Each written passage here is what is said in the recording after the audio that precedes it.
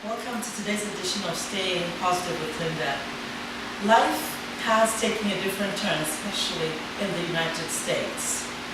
The reason is because of drugs, violence, and all kinds of addictions.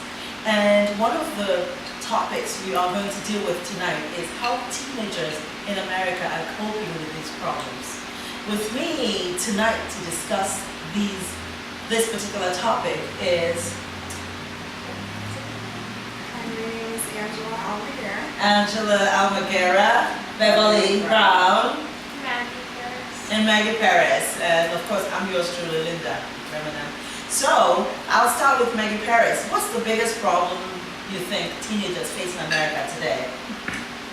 I would say definitely the Internet. She says it's internet addiction. Do you agree, Beverly? Partially it's because of disobedience and they have no fear of what their parents That's correct. do if they do get out. So they disobey their parents and they get into all kinds of activities. What do you think? I do believe it has to do with the internet as well with that. It has created problems with self-comparison due to society. So there is a lot of peer pressure among teenagers, and then what does this lead to? It leads to bullying, it leads to harassment, and I think you're aware of it, right? Give us your experience.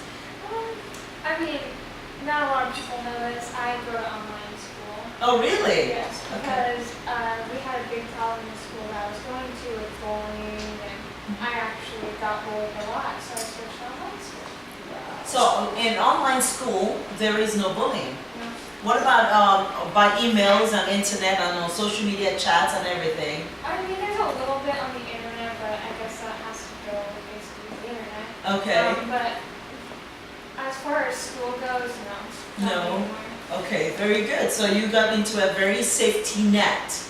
So you are familiar with Yes. children because you're an educator. Yes, I'm a substitute teacher, so I get to see kindergarten through 12th grade, and by far the 6th, 7th, and 8th graders are just out the box, and that is the most tender part of their time and their year because they're just developing. They're not the high school person, but they're no longer the elementary person, so now they're in the middle, and there's a lot more peer pressure at that point.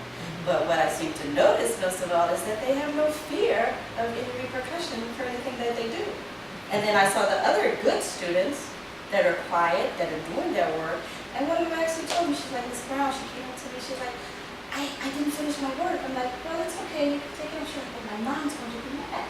Well, that's telling me she was trying to be accountable, whereas the others, they chicken scratch on the paper, turn it in, and could care less about what their grades are. So it's important that parents take a good look at what their children are doing. Absolutely. Exactly. And when it comes to assignments. Yes. So did you ever have your parents take a look at your work? Did that help you while you were in school? Yes, I did. So every time from elementary through high school, my parents would always keep up with me in school and my teachers, making sure, even if I did understand something, to just go over it once again.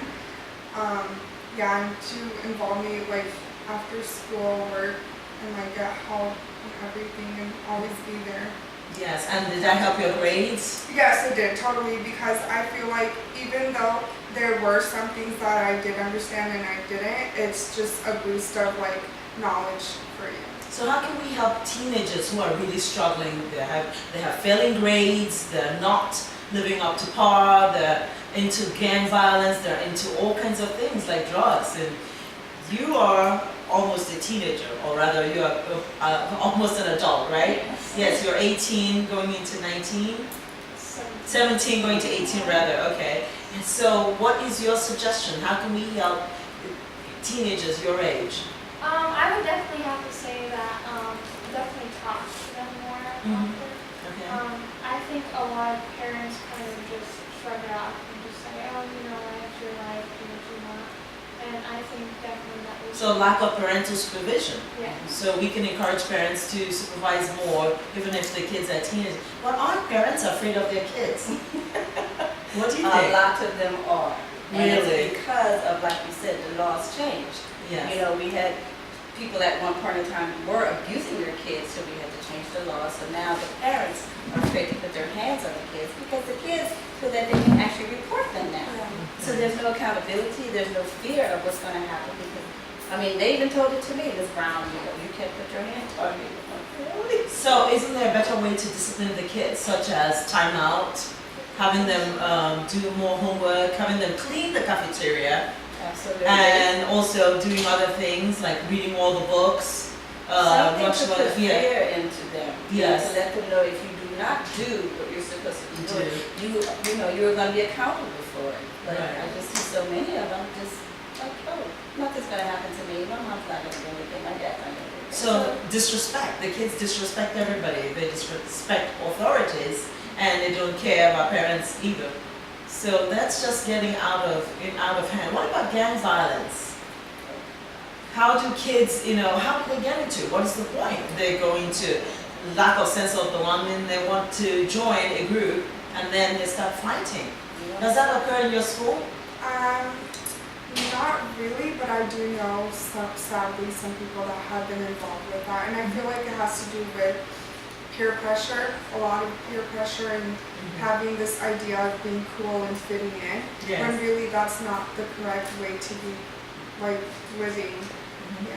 What about social media? Is social media playing a great part in bullying and in violence? Do kids gang up on social media as far as gang violence and trying to belong as well? I feel like to promote whichever game they are on, I feel like they do that. They do that a lot. So what are we going to do about this? How do we, give parents some good advice? Well, You are an educator, so tell us what you would I'm want an to. educator, but I'm also a grandmother of teenagers. Really? Absolutely. Wow, I have a congratulations. 14-year-old grandson and 13-year-old grandson, as well as an 18-year-old granddaughter.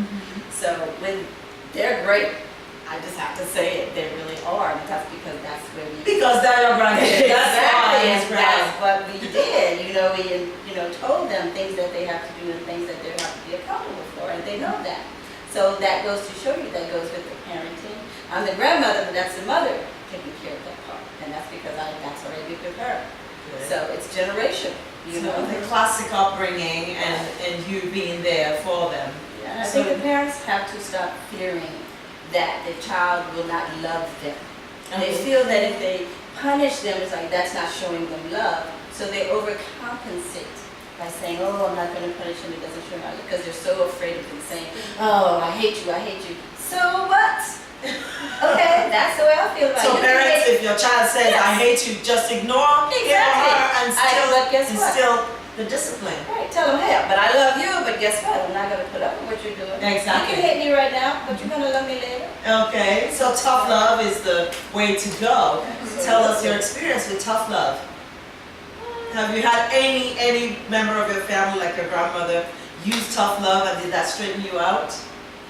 I don't never really. You don't recall any Yeah, I don't experience? think And what about you? Tell us, since both of you are the teenagers here, With 17 and tough love, 18, yes. I believe I've had experiences like, what is it?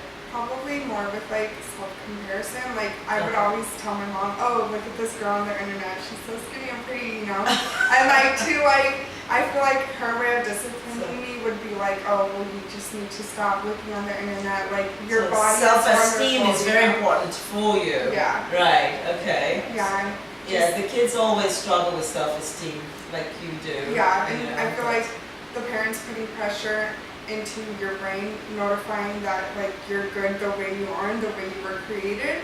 I feel like that's good discipline. It kind of sucks because in your head you're like, oh, but I want to be like her. But then again, in reality, it's like love yourself for the way you look.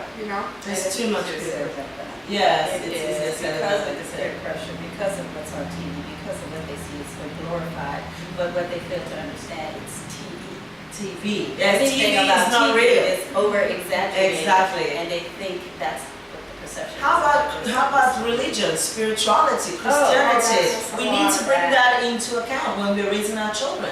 Isn't that, what do you think about that? I think so. So do you attend any religious education classes? I don't go to classes, I go to church. Yes, really? So tell us about that. How Um, influential is your church in helping you grow up? I just started going to this one, Really? What is it called? Is that a very Mount special? Zion. Mount Zion Covenant Ministry. Oh, I think I'm familiar with that. Are you familiar with that? No, I actually go to Mountain View. Okay. But the ironic Mountain View part about Church. it is the kids won't go, but they're still great kids. Okay, you got lucky. That's what I gotta tell you. Well, you Do get you go to blessed church? by your president. Okay, Yeah. good. So anyway, one very important thing about staying positive with Lynda is that we're not afraid to say we're Christians. We're not afraid to talk about church. We're not afraid to say, yes, children do need religious education. And I would like to say that we think we all agreed? We've all agreed that it's best to start from the home. Absolutely. Yes. And then teach kids the right way. And religion is a very good force in helping children mold their character. She goes to Mount Zion Covenant Ministries. You go to Mountain View Christian Faith. And I go to Camelback Christian Church. yes, she goes to Camelback Christian Church. And I go to Blessed Sacrament. And we're all happy Christians here. And this concludes our today's edition of Staying Positive with Lynda. And I thank you for watching. So please join us again some other time. And from Maggie, say bye. Bye. And from Miss Bye Beverly everyone, God Brown. bless you. And from Angie. And pray for your children. Oh yes, and Please, then and that from helps. me, yours truly, Staying Positive with Lynda will be back in the next segment. Thank you for watching.